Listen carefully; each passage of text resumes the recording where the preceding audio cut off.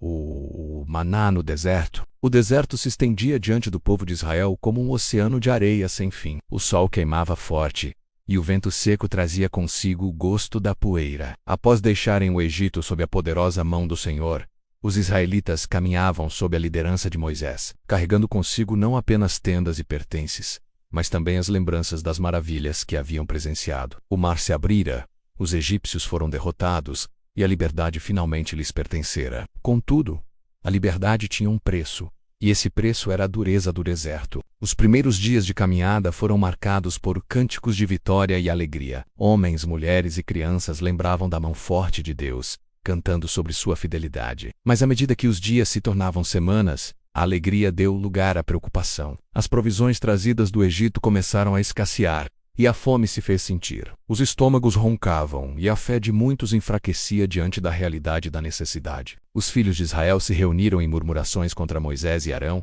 A voz da multidão ecoava no acampamento.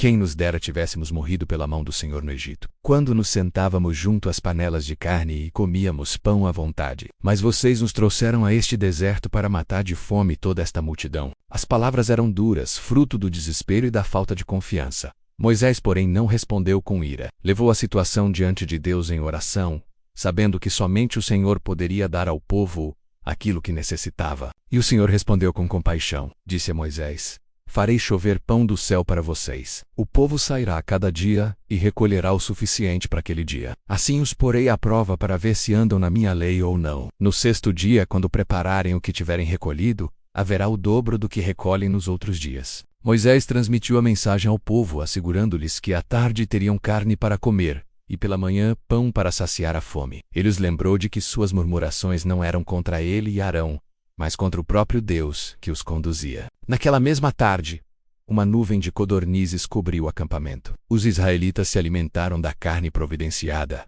e seus corpos cansados encontraram sustento. Mas a promessa maior ainda estava por vir, pois na manhã seguinte algo extraordinário aconteceria. Quando o orvalho se levantou ao redor do acampamento, pequenos flocos finos, semelhantes à geada, cobriram o chão do deserto. O povo surpreso olhou e perguntou: Manhu, que significa: o que é isso? Pois não sabiam do que se tratava. Moisés então declarou: Este é o pão que o Senhor lhes deu para comer. Era o maná, o alimento celestial, o sustento direto das mãos de Deus, pequeno como semente de coentro, branco como a neve e com sabor semelhante a bolos de mel. O maná se tornaria o símbolo da provisão divina no deserto. Deus estabeleceu regras claras para a coleta. Cada pessoa deveria recolher apenas o suficiente para sua necessidade diária, nem mais, nem menos. Quem colhia muito não tinha sobra, e quem colhia pouco não ficava em falta, pois Deus supria conforme a medida de cada um. Moisés advertiu que ninguém deveria guardar maná para o dia seguinte,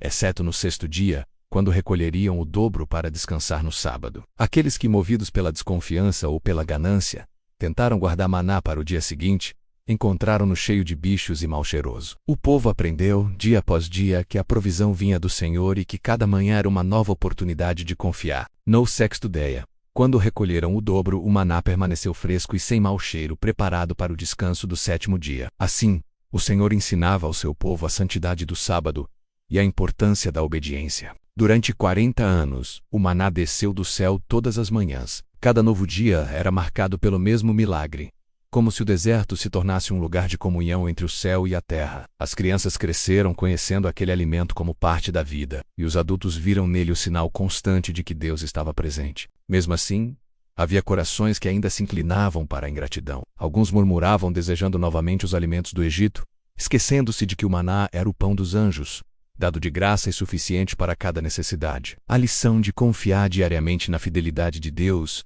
muitas vezes era posta à prova. O maná não era apenas comida para o corpo, ele era também um ensino para a alma. Cada floco caído sobre o deserto falava do cuidado de Deus, de sua fidelidade em meio às dificuldades e de sua presença no lugar mais árido da vida. Ele lembrava a Israel que a verdadeira dependência não estava nas panelas do Egito, mas na mesa posta pelo Senhor no deserto. Moisés guardou uma medida de maná em um vaso de ouro conforme a ordem de Deus, para que as gerações futuras lembrassem da provisão divina. Esse vaso foi colocado diante da Arca da Aliança, como testemunho eterno de que Deus havia sustentado o seu povo em sua jornada. A caminhada de Israel pelo deserto não foi marcada pela abundância material, mas pela presença contínua do Senhor. E cada manhã, Ao recolherem o maná, os israelitas aprendiam que não viviam apenas de pão, mas de toda a palavra que procede da boca de Deus. O maná apontava para algo maior, um mistério que seria revelado séculos depois. Quando Jesus veio ao mundo, ele declarou: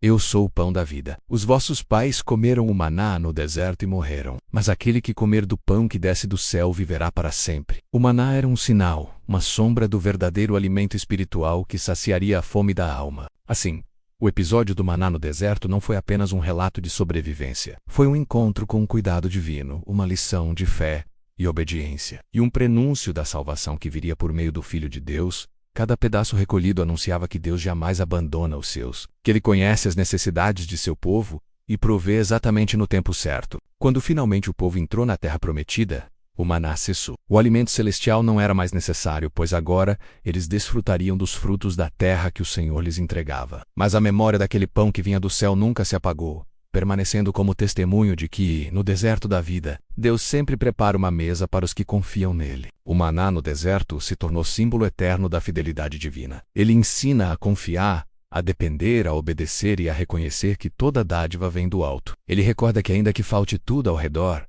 o pão do céu nunca falha. E assim como o povo de Israel levantava-se cada manhã para recolher o maná, também cada geração é chamada a buscar diariamente o sustento que vem do Senhor, não apenas para o corpo, mas também para a alma.